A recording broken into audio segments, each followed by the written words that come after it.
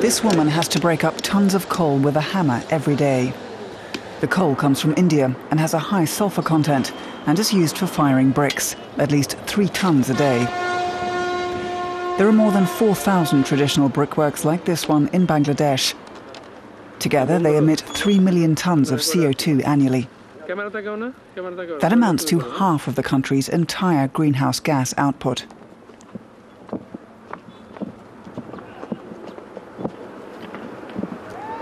The fire in the kiln must not be allowed to go out. It has to be stoked every 20 minutes. The brickworks are located on land that is flooded every summer. Then there's no work for anyone here. I go home to my family during the rainy season, 300 kilometers to the south. Then I work for 6 months selling vegetables.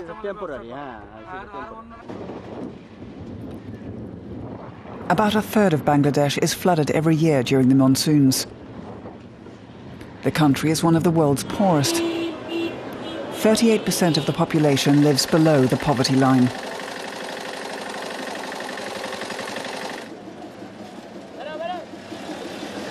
A few kilometers outside the capital Dhaka, a project demonstrates how bricks can be made in a way that's kinder to the environment.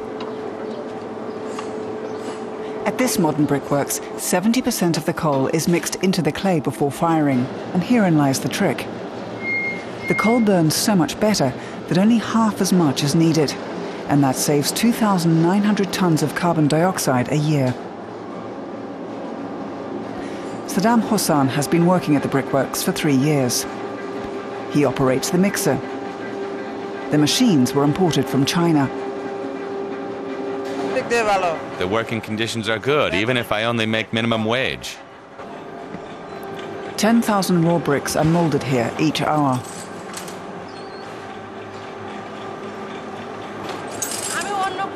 I feel good here. The work's much better than in the clothing industry, for example. The wages are enough to live on. I manage on the money I get. And I only have to work 8 hours a day instead of 10 to 12 in other places. The concept for the brickworks is from China. World Bank funds are used to inform more people in Bangladesh about this type of factory. But the biggest problem in Bangladesh is the electricity supply. Current has to flow for at least 5 hours a day, or else production falls behind, as the Chinese manager of the brickworks knows only too well. Some day, maybe 2 hours, 3 hours electric power, but some day, long time stop. Long time the power stop.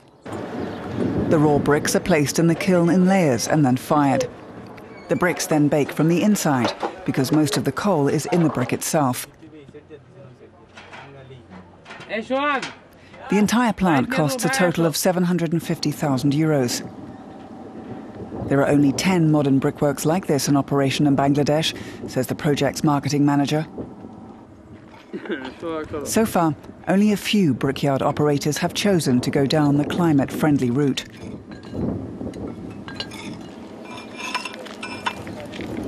Actually, they don't know the type of business. They think in here it's a low-profile business. The traditional bricks owners are doing as a lower-profile business, and now we show them and we manage them to understand that this is a profitable business. You can come here and do it. You can earn money, lot of money, and you can save our energy. But for some of the workers, it's still a pretty dirty job. They can't avoid inhaling a lot of smoke. As this is a pilot project, and we built it for the experiment, and we found that if we build the dry tunnel little bit more, then the smoke, then the little smoke is coming down, coming out from the dry tunnel. Most of the workers live close to the factory. Saddam Hossain can even go home for lunch. There's chicken with rice today.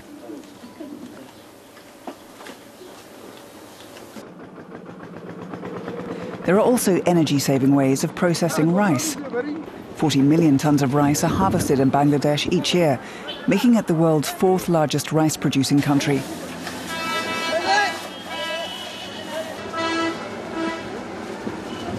The rice is parboiled in hot steam at the rice mills.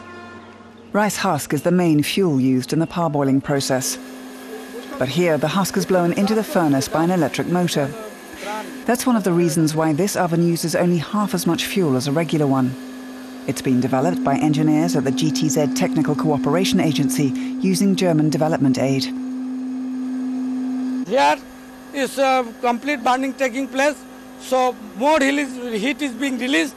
This way, a small husk is consumed compared to that one. This is from the energy efficiency part. And other thing is heat loss prevention. This boiler is covered with insulation.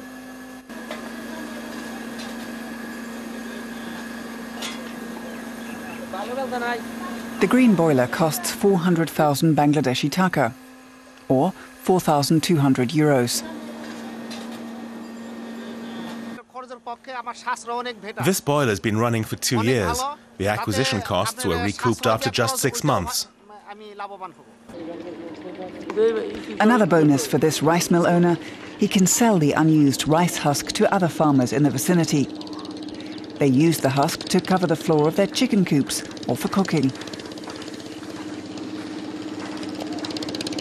Most of the parboiling systems in Bangladesh still look like this. But the first steps have been taken, though many people have yet to be convinced that going green also makes economic sense.